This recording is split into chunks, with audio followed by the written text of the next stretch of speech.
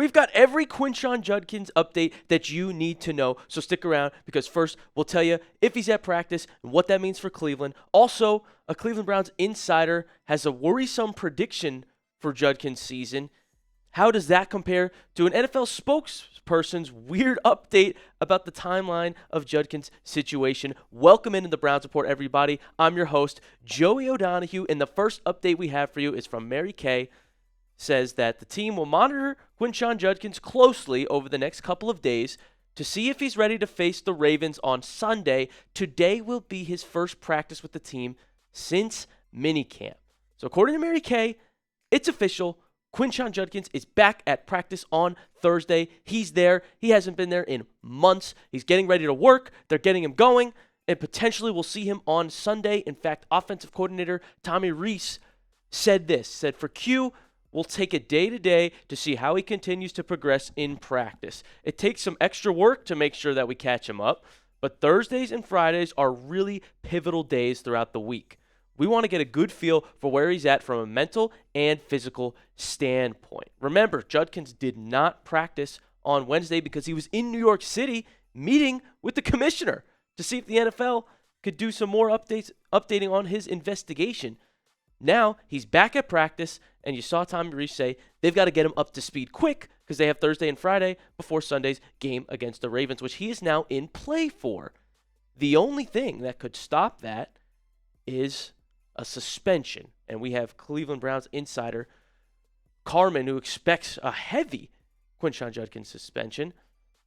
Couple that with Tony Grossi, who expects Judkins to be suspended for 2 to 4 games. Personally, I'm not buying into it. I think Grossi's could somewhat be likely, a shorter 2 to 4 game suspension, but this will not be a heavy one for Quinshon Judkins. That would honestly be ridiculous when you look at the landscape of all the NFL and a lot of green flags that we've seen at the past couple weeks with Quinshon Judkins' developing case.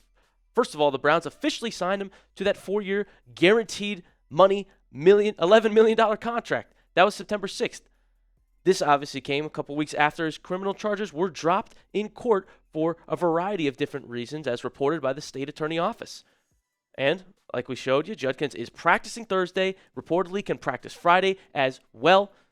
So there's a lot of good news for Quinshon Judkins that lead me to think there won't be a suspension, and if there is, it's going to be 2 to 4 games like Grossi said. What do you think?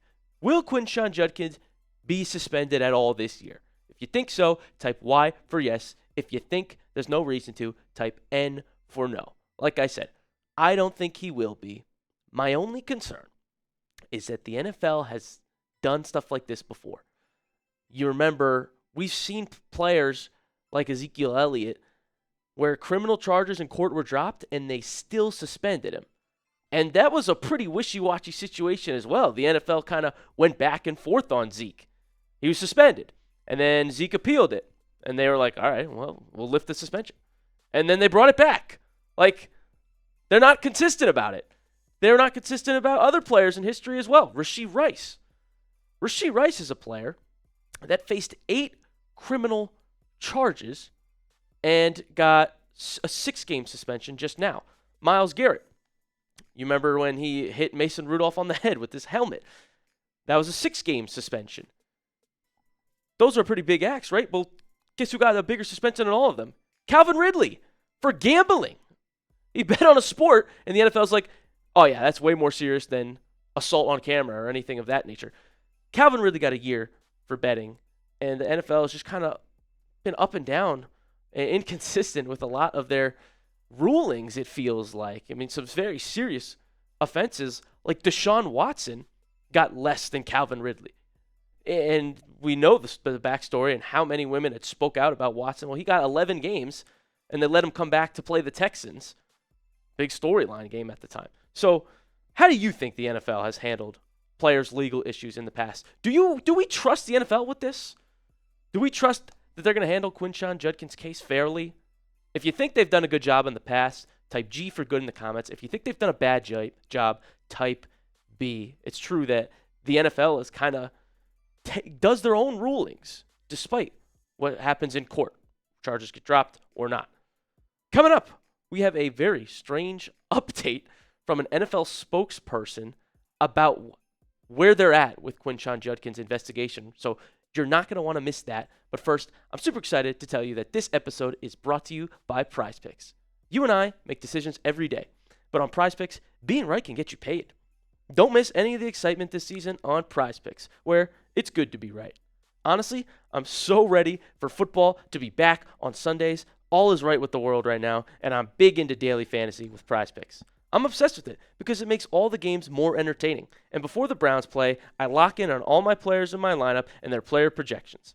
PrizePicks is simple to play. Just pick more or less on 2 to 6 player stat projections. If you get your picks right, you could cash in.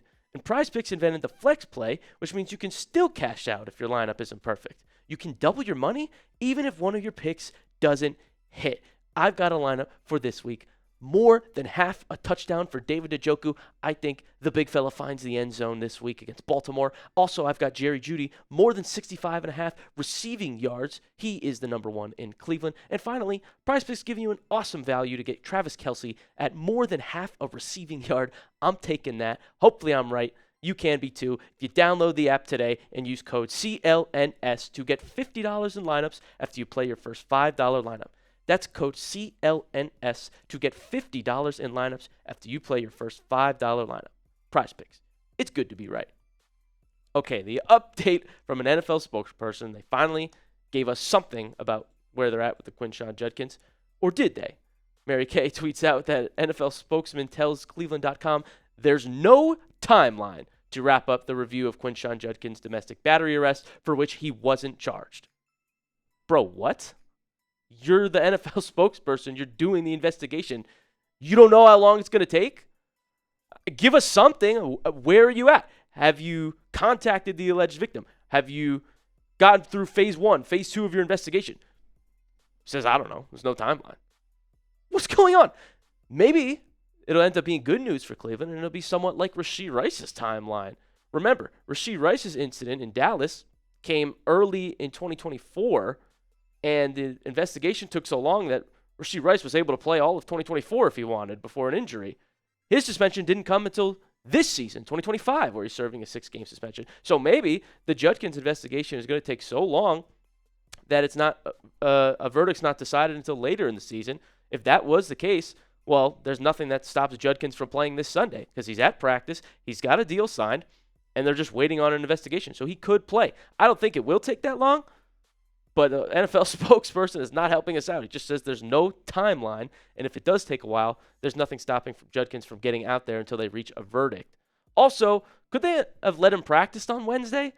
I mean, that seemed a little unfair. You pick the day to interview him is a Wednesday practice of a game week. Now Judkins has got to get back there Thursday and Friday and ramp up quickly because, as you saw earlier in the show, he hasn't been able to practice since minicamp. Let's try to get him acclimated. Let's try to get him going so we can see the explosive Ohio State running back out there against Baltimore. We do these updates for you, everybody. We've got you covered with all things Browns news. We dive into everything we hear, especially about players you want to hear about, like Quinshon Judkins. We know he is still dealing with the NFL. We want to see him this Sunday. We'll give you the update as soon as we have it, but NFL is still doing their due diligence. Also, we have a lot of fun here on the show, a lot of great content, so make sure you are subscribed. Watch parties every week. It's fun. It's awesome. We're all Browns fans, and we love it. Let's beat Baltimore this Sunday. Subscribe to win. Sub for dub, as we say in the business, and we will see you very shortly here on the Browns Report.